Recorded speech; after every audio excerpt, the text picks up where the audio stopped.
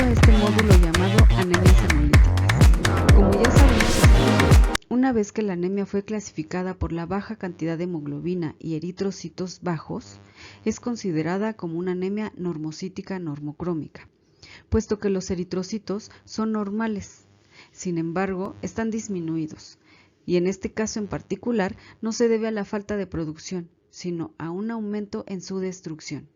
Es decir, que los eritrocitos tienen un tiempo de vida menor al normal. Vamos a conocer los diferentes tipos de anemias hemolíticas que hay y sus probables diagnósticos por laboratorio. Cabe destacar que solo te daremos un panorama a este gran e inmenso mundo de las anemias hemolíticas, las cuales debe encontrarse su origen primario, que sería la causa de la hemólisis y por tanto la causa de la anemia. Así que adelante, vamos.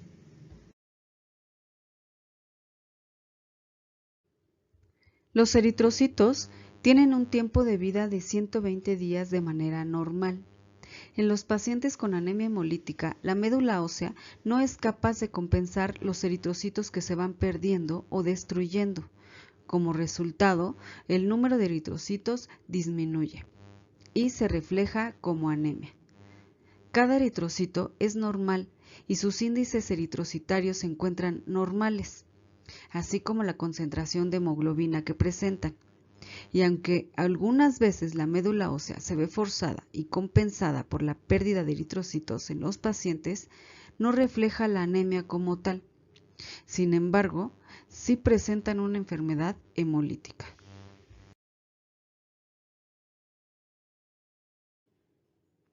Una división muy útil para abordar las anemias hemolíticas es en dos grupos, hereditarias o adquiridas. En las anemias de tipo hereditario tenemos que son de origen intracorpuscular, pues el defecto que lleva a una hemólisis prematura está dentro del mismo eritrocito. Por otro lado, tenemos las adquiridas. En estas anemias, el eritrocito generalmente se encuentra normal, pero existen sucesos o factores externos que pueden modificar la estructura del eritrocito y las llamamos extracorpusculares. Veamos cuáles son las de origen intracorpuscular. Dentro de los defectos que llevan a una hemólisis intracorpuscular tenemos los siguientes: defectos de membrana y citoesqueleto. Dentro de ellos tenemos la esferocitosis hereditaria, la eliptocitosis hereditaria, la estomatocitosis hereditaria, la genocitosis hereditaria, la acantocitosis hereditaria. En segundo lugar tenemos los defectos de hemoglobina. Son hemoglobinas anormales, como es el caso de las hemoglobinopatías. La más común y prevalente es la hemoglobinopatía S, en donde existe una mutación en la cadena globínica que nos da como resultado una hemoglobina anormal, que en condiciones de hipoxia se polimeriza y nos forma los drepanocitos. Esto nos va a provocar una hemólisis. En tercer lugar, tenemos los defectos de enzimas de la glucólisis. Y en cuarto lugar tenemos un defecto en las enzimas del mecanismo antioxidante. Tal es el caso de la deficiencia de glucosa 6-fosfato deshidrogenasa. El mecanismo antioxidante que presenta el eritrocito es vital para la conservación de su tiempo de vida normal, que serían los 120 días. Sin este mecanismo, el eritrocito se oxidaría con facilidad y acortaría su tiempo de vida. En quinto lugar, tenemos los defectos en el metabolismo de las porfirinas.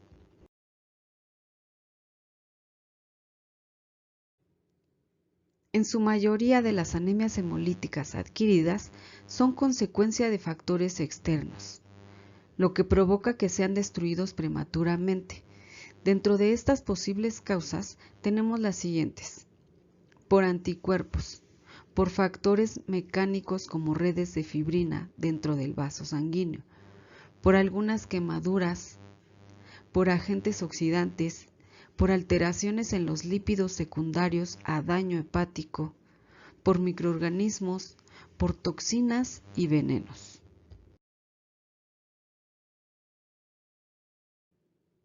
En primer lugar, tenemos que el resultado de la biometría hemática es una anemia normocítica normocrómica y lo observamos con eritrocitos bajos y la baja de hemoglobina total. También podemos apreciar un grado de anisocitosis. En este caso tiene un 17.8% de RDW, lo que indica una anisocitosis.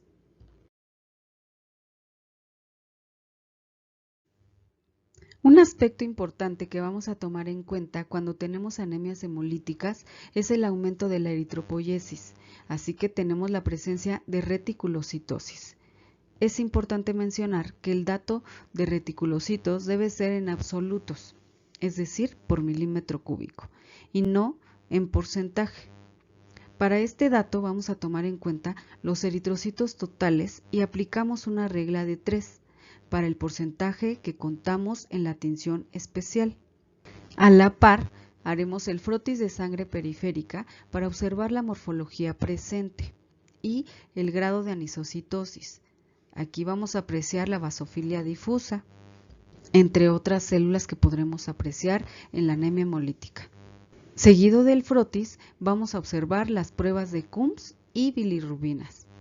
La prueba de Coombs nos va a determinar una anemia hemolítica autoinmune y las bilirrubinas elevadas nos van a indicar que sí existe un proceso de hemólisis.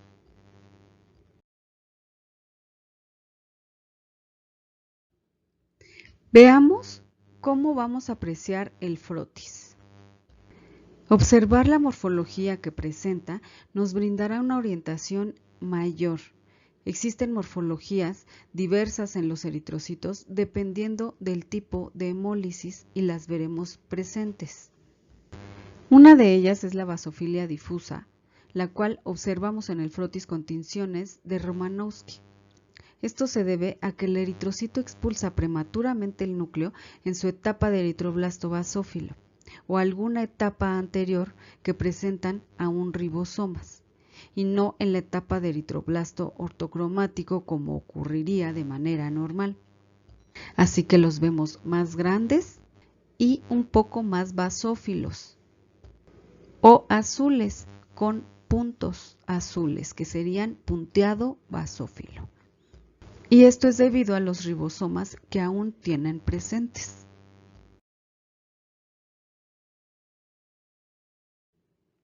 Cuando la eritropoiesis se encuentra muy acelerada, podemos encontrar eritroblastos en la sangre. En equipos automatizados, algunas veces los cuenta como células nucleadas confundiendo con leucocitos. Así que en estos casos debe hacerse la corrección de leucocitos totales. Esto ocurre muy frecuentemente en el caso de la anemia hemolítica del recién nacido. Esto implica que no tenemos un resultado de 15.000 leucocitos, probablemente. Si observamos en el frotis, debemos sacar el porcentaje de eritroblastos y hacer la corrección en una regla de 3. Realmente no tendrá los 15.000, probablemente tenga 8.000 o 5.000. Esto es un ejemplo, pero se debe corregir siempre. También podemos tener la presencia de cuerpos de Howell-Jolly. ¿Qué son estos cuerpos de Howell-Jolly? Son restos de cromosomas que se quedaron en las células por la acelerada producción que conlleva al incremento en la mitosis. Estos restos no pudieron ser eliminados en el vaso por falta de tiempo.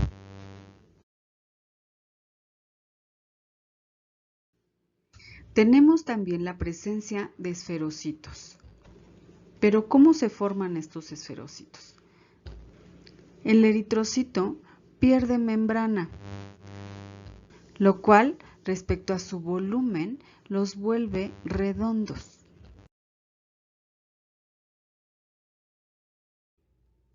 Los degmacitos son células que son indicativas en la presencia de una deficiencia de glucosa 6-fosfato deshidrogenasa, la cual es una enzima que participa en el sistema antioxidante del eritrocito, como mencionamos anteriormente.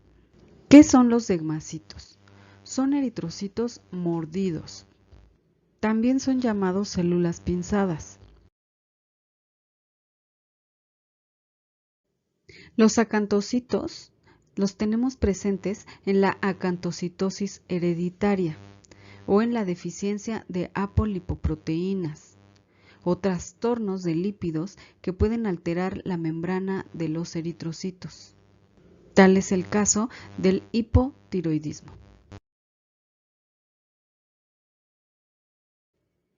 Los drepanocitos son formados a causa de una hemoglobinopatía S, o también llamado anemia de células falciformes. Y esta es debida a una alteración cualitativa en la estructura de la hemoglobina. Es una hemoglobina disfuncional que en condiciones de hipoxia se polimeriza y nos forma a un drepanocito.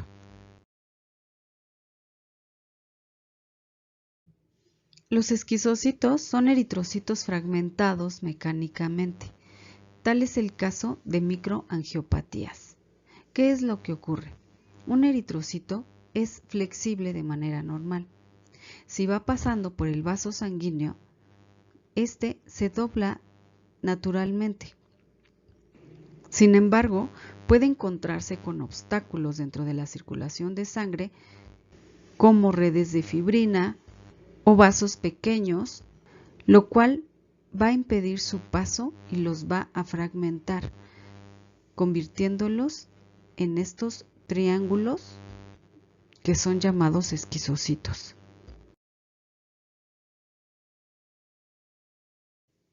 Como vimos en este episodio de anemias hemolíticas, este tipo de anemias se deben a la pérdida de eritrocitos y a la falta de compensación de la médula para sobreponerlos.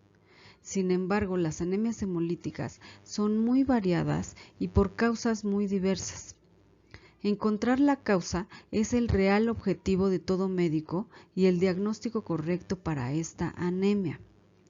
No obstante, en el laboratorio clínico tenemos y podemos aportar mucha información si reportamos con claridad los resultados y observamos siempre el frotis de sangre para el reconocimiento de las células típicas para cada tipo de anemia. No siempre se encuentran aisladas, puede haber combinaciones, no son diagnósticas por sí solas si solo nos enfocamos en esa parte. También es fundamental conocer el historial clínico del paciente y realizar algunas pruebas adicionales también descartan otras patologías probables. Esto implica que el diagnóstico debe ser integral.